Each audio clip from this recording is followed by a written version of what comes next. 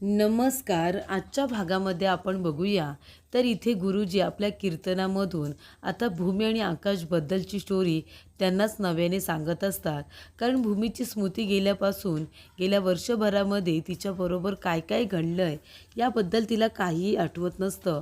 आणि म्हणूनच आता आकाशने हा पर्याय निवडलेला असतो की कीर्तनामधून का होईना पण भूमीने एका वर्षामध्ये माझ्याबरोबर जो वेळ घालवला होता, आम्ही दोघंजणं जे आयुष्य एका वर्षामध्ये जगलो होतो ते आता नव्याने तिच्यासमोर कसं आणायचं यासाठीचा केलेला तो प्रयत्न होता आणि त्याचा आता भूमीवरती परिणामसुद्धा होत असतो.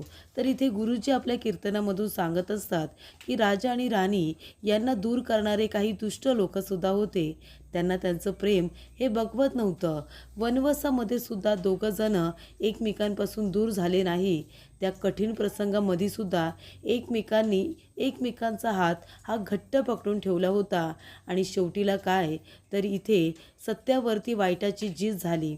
काही दुष्ट लोक होते, त्यांना काही करून राजा आणि राणीला एकमेकांपासून वेगळं करायचं होतं, त्यांना संपवायचं होतं. आणि त्यामुळे त्यांनी खूप प्रयत्न करून त्या दोघांना शेवटीला संपवण्याचा कट रचला आणि त्याच्यामध्ये त्यांना यश आलं. तर इथे राजा राणी आता जरी निघून गेले असले तरीसुद्धा त्यांनी नव्याने जन्म घेण्याचा निर्णय हा घेतलाच होता.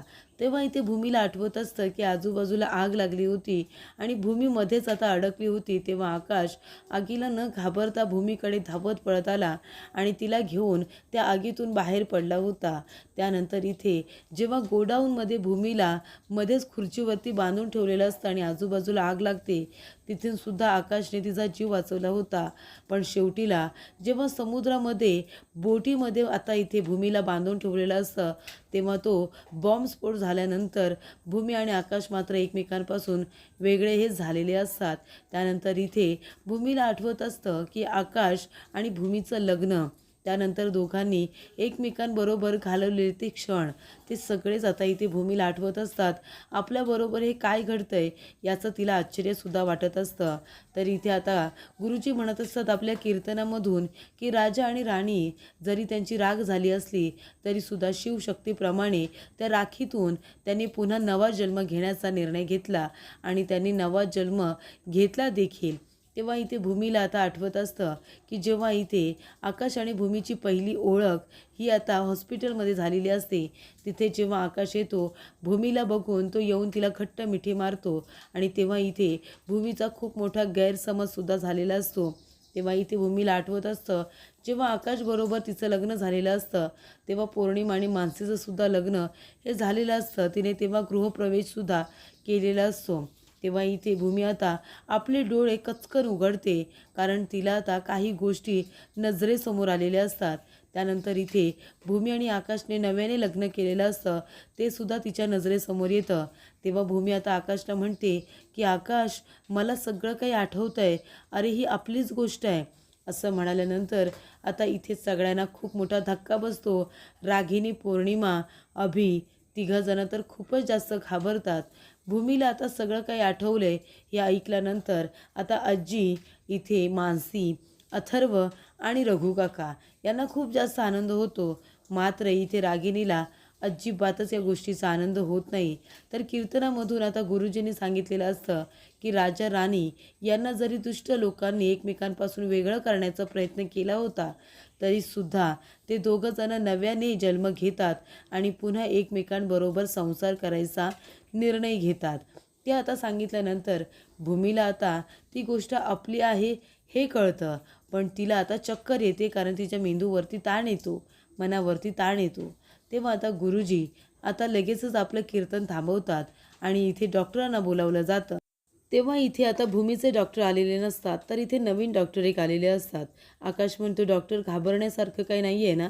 तेव्हा डॉक्टर म्हणत असतात की तुमच्या डॉक्टरांनी मला यांची कंडिशन सांगितलेली आहे. यांच्या कंडिशनबद्दल मला सांगितले की यांच्या मेंदूवरती, मनावरती कुठल्याही प्रकारचा ताण यायला नको आहे आणि तुम्ही जे काही प्रयत्न केलेत त्यामुळे याचा उलटासुद्धा परिणाम होऊ शकतो. तेव्हा इथे डॉक्टर म्हणतात, घाबरू नका, काही होणार नाही. मी तुम्हाला ज्या मेडिसिन लिहून देतो या शुद्धीवरती आल्यानंतर फक्त त्यांना या मेडिसिन द्यायच्या आहेत आणि जर काही तुम्हाला वाटलं तर मला कॉल करा, नाहीतर त्यांना हॉस्पिटलमध्ये घेऊन या. तेव्हा इथे आकाश म्हणतो, हे सगळं मी भूमीला काही गोष्टी आठवाव्यात म्हणून केलं होतं, पण खरं तर मी हा प्रयत्न नाही करायला पाहिजे होता. तेव्हा डॉक्टर म्हणतात, तुम्ही हे असं करायला नको होतं. त्यांना नॅचरली काही गोष्टी आठवल्या असत्या तर त्यांना एवढा त्रास झाला नसता. एवढा त्रास झाला नसता, त्या इथे बेशुद्ध झाल्या नसत्या. तेव्हा डॉक्टर म्हणतात का ती यापुढे तुम्ही त्यांची जरा काळजीच घ्या. त्यानंतर इथे डॉक्टरांनी ज्या मेडिसिन लिहून दिलेल्या असतात ते अभि स्वतःच्या ते प्रिस्क्रिप्शन हातामध्ये घेतो, कारण रागिणीला त्याच्यामध्ये सुद्धा आता काड्या करायच्या असतात. त्यानंतर इथे आकाश आता भूमीच्या डोक्यावरून हात फिरवतो आणि म्हणतो की मी एवढा त्रास माझ्या भूमीला द्यायला नको होता. मला काय माहिती होतं की माझ्या भूमीला एवढा त्रास होईल. हे सगळं मी केलं होतं तिला काही गोष्टी आठवाव्यात म्हणून. तेव्हा इथे प्रशांत म्हणत असतो, जिजू तुम्ही नका स्वतःला त्रास करून घेऊ, ताईला काही होणार नाही. शुद्धीवरती आल्यानंतर ती बोलेल की तिला सगळं आठवले म्हणून. त्यानंतर रागिनी म्हणत असते की आकाश हे बघ बाळा, नको तू वाईट वाटून घेऊस. मी फक्त तुला एवढंच सांगेन की तू आहे ना भूमीला हे सगळं आठवून देण्यासाठी एवढा मोठा प्रयत्न करायला नको होतास. काही गोष्टी तिला नॅचरली आठवल्या असत्या तर जास्त बरं झालं असतं. कारण कसं आहे ना बाळा, डॉक्टरांनी काय सांगितलं याचा चांगलासुद्धा परिणाम होऊ शकतो आणि वाईटसुद्धा. तर आता भूमीवरती त्याचा काय परिणाम झाला आहे हे ती शुद्धीवरती आल्यानंतरच आपल्याला कळेल. तेव्हा इथे प्रशांत म्हणत असतो, ताईला काही होणार नाही आहे, ते खूपच जास्त स्ट्रॉंग आहे. तेव्हा रागिनी म्हणत असते की हे बघ बाळा, तू नको काळजी करू, भूमीला काही होणार नाही आहे. पण कसं आहे ना, जेव्हा आपण एखादी गोष्ट अशी तिला आठवून देण्यासाठी करू तेव्हा तिला त्या गोष्टीचा जर काही अर्थ लागला नाही तर तिच्या मेंदूवरती ताण येऊ शकतो. डॉक्टरांनी आपल्याला आधीच सांगितले. तेव्हा आपल्याला या गोष्टीची काळजी घ्यावी लागेल की आपण भूमीला काय सांगतोय आणि कुठपर्यंत सांगतोय. तेव्हा रागिनी म्हणत असते. ते ऐकल्यानंतर आई म्हणतात की आई योगेश्वरी, माझ्या भूमीला ताकद दे. आणि इथे ती आकाशला म्हणते, चल आपण देव पाण्यात ठेवूया. जोपर्यंत माझ्या भूमीला शुद्ध येत नाही तोपर्यंत आपण देव पाण्यात ठेवायचे. तेव्हा इथे आता रागिनी म्हणत असते की जा बाबा, आकाश बाळा जा आणि देव पाण्यात ठेवा जा, भूमीला बरं वाटायलाच हवं आहे. तेव्हा आता इथे आजी आणि आकाश दोघंजणं देव पाण्यात ठेवायला जातात. तिथे मानसी आणि अथर्व उभे असतात. तेव्हा रागिनी प्लॅन करते आणि म्हणते, मानसी बाळा तू सुद्धा खाली जा आणि तुला माहिती आहे आता गुरुजी आणि त्यांचे लोक तिथे असतील, त्यांच्या फराळाचं बघा, त्यांना पोटभर फराळ खायला द्या, त्यांच्या मानापानाचं सुद्धा बघून घ्या. तेव्हा इथे आता रागिनी म्हणत असते की अथर्वला आणि रघुला तुझ्याबरोबर घेऊन जा, तेवढीच तुला मदत होईल, एकटी काही करू नकोस. तेव्हा रागिनी म्हणत असते, रघु जातोयस ना तू आता खाली, मानापानाचं फराळाचं बघायला नको का? तेव्हा इथे रघु काका म्हणतात की मला माहिती आहे मालकीनबाई, तुम्हाला इथे आता भूमी मॅडमला सुद्धा त्रास द्यायचा आहे, म्हणूनच तुम्ही आम्हाला सगळ्यांना इथून जायला सांगताय. तेव्हा इथे गुरुजी आता खाली आलेलेच असतात. तेव्हा आकाश म्हणतो की गुरुजी तुम्ही वेळात वेळ काढून इथे आलात, खरंच मी तुमचे आभार कधीही विसरणार नाही. माझ्या बायकोची तब्येत बिघडली म्हणून, नाहीतर तिला नक्कीच काही ना काहीतरी आठवलं असतं. तेव्हा गुरुजी म्हणतात, काळजी करू नका, तुम्ही हा तुमच्या बायकोसाठी केलेला प्रामाणिक प्रयत्न आहे आणि तो देवाजवळ नक्कीच पोहोचणार. तुमच्या बायकोला बरं करण्यासाठी तुम्ही जे काही प्रयत्न करताय ना, तुम्हाला यश नक्की येईल, असं सुद्धा गुरुजी म्हणतात. तर इथे मानसी आणि अथर्व येतात इथे गुरुजींचा मानपान करायला, त्यांना फराळाचं द्यायला. तेव्हा इथे आजी म्हणत असतात की हे बघ मानसी, फराळाचं सगळ्यांना द्यायचंच, त्यानंतर ठरलेली दक्षिणासुद्धा द्यायची आणि त्याच्यावरती त्यांना मानापानाचं सुद्धा द्यायचं. तेव्हा इथे सगळं काही समजावून इथे आजी आता मानसीला सांगतात. त्यानंतर इथे आता प्रशांत मात्र भूमीजवळच बसलेला असतो. तेव्हा रागिनी म्हणत असते की प्रशांत बाळा तू सुद्धा जा खाली फराळाचं घ्यायला, तू सुद्धा मगाशी इथे आलायस ना, तुला भूक लागली असेल, तू सुद्धा काहीतरी खाऊन घे. तेव्हा प्रशांत म्हणतो, नाही मला काही खायला नको आहे, माझ्या ताईला जोपर्यंत शुद्ध येत नाही तोपर्यंत मी इथेच बसणार आहे. तेव्हा इथे आता आजी आई योगेश्वरीला म्हणत असतात की माझ्या भूमीला लवकरात लवकर शुद्ध येऊ दे. तेव्हा इथे आईसुद्धा हात जोडून उभे असतात. तर इथे आता आकाशने देवसुद्धा पाण्यामध्ये ठेवलेले असतात आणि दोघेही आता भूमीला लवकरात लवकर शुद्ध यावी यासाठी प्रार्थना करत असतात. आणि इथे आता आकाशने मनापासून देवाजवळ प्रार्थना केलेली असते की माझ्या भूमीला लवकरात लवकर शुद्ध येऊ दे आणि त्याचा आशीर्वाद म्हणून आता भूमी शुद्धीवरती सुद्धा येणार असते. कारण इथे भूमी आपला हात हलवते. प्रशांत म्हणत असतो की ताईने हात हलवला, मी आत्ताच बघितलं, ताई शुद्धीवरती येते. हे ऐकल्यानंतर तिथे उभे असलेल्या सगळ्यांनाच खूप मोठा धक्का बसतो.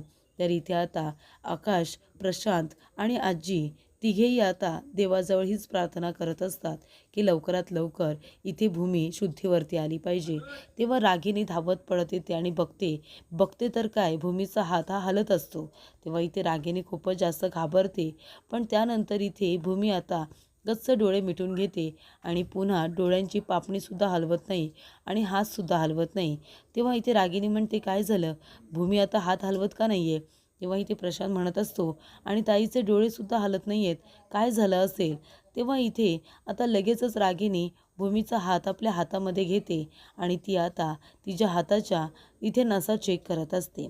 तेव्हा इथे भूमीचा हात हा हातात घेतल्यानंतर रागिनी लगेचच तो सोडून देते. तेव्हा इथे निश्चित पडलेली भूमी ती अजूनही शुद्धीवरती आलेली नसते हे मात्र सिद्ध होतं. त्यानंतर इथे आता प्रशांत खूपच जास्त इमोशनल होतो. त्याला असं वाटत असतं की त्याची बहीण आता शुद्धीवरती येईल, पण तसं काहीही झालेलं नसतं. रागिनी आता म्हणते की प्रशांत, अरे अजून भूमी शुद्धीवरती आलेली नाही आहे, काय करायचं, हे काय?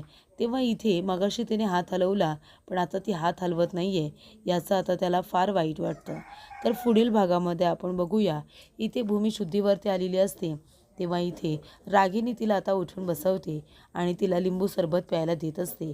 तर इथे आकाश आता भूमी शुद्धीवरती येण्यासाठी प्रार्थना करत असतो आणि तो म्हणतो की आजी, अगं भूमी शुद्धीवरती आली आहे, माझं मन मला सांगतंय भूमी शुद्धीवरती आली.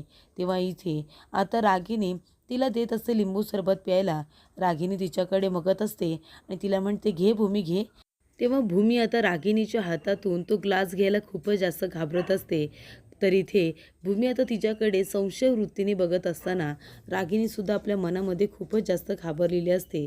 तेव्हा आकाश धावत पळत तिथे येतो आणि म्हणत असतो की भूमी, कशी आहेस तू?